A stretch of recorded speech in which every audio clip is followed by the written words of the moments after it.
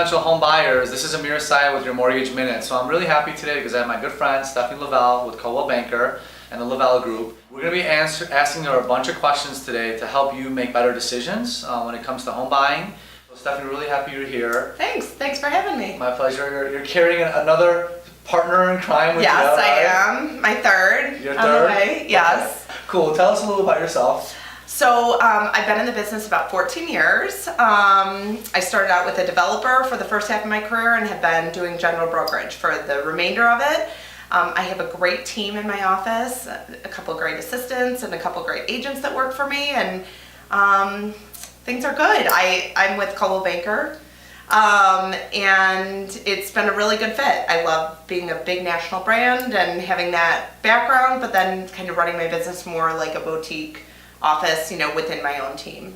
Nice. Yeah. Cool. Well, we're going to do kind of a lightning round and ask you some important questions that I've aggregated over the years that a lot of home buyers ask me.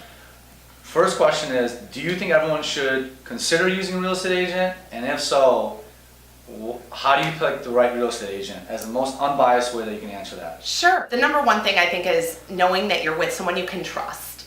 I think that that's such a big thing that, even with a lot of experience and other stuff, it's not necessarily a given. And then I think after that, it is nice knowing that somebody has some experience, that they can best represent you and best be able to negotiate well on your behalf, and that they have some data to back up, what they're telling you, and whether they have that experience that maybe would help in a negotiation and help advise you in making good financial decisions. Yeah, I love that. And I would say, just from my perspective as a lender, I see home buyers that are not working with a real estate agent get into some headaches, Yeah, absolutely. They're unable to navigate some of the things that may arise. So let's talk about time frame.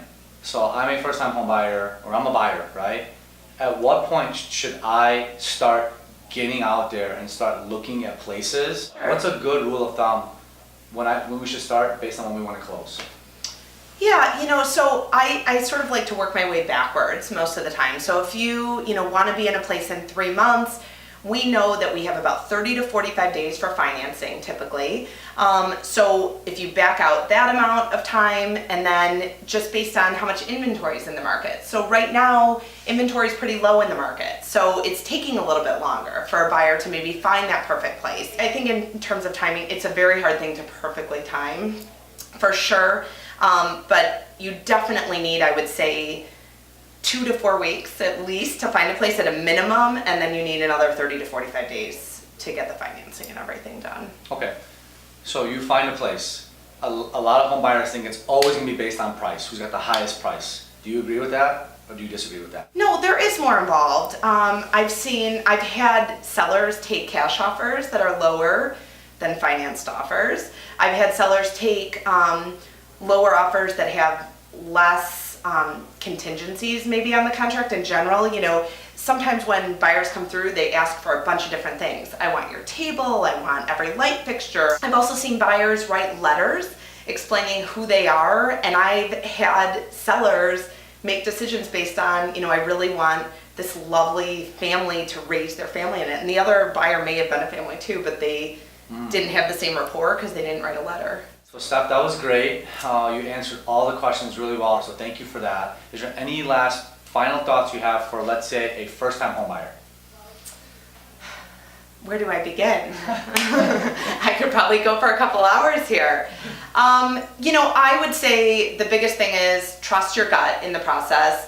Don't be scared that something better is always going to be coming around the bend. I think we have this tendency as buyers, and I feel like I did it myself when I was buying. I was my own worst client, of always feeling like, am I overpaying for something? Is the grass greener? Am I going to find something better? Is something better going to come on the market tomorrow? If you find a place that you love, take the plunge, do it. It'll be great for you financially moving forward, and don't look back.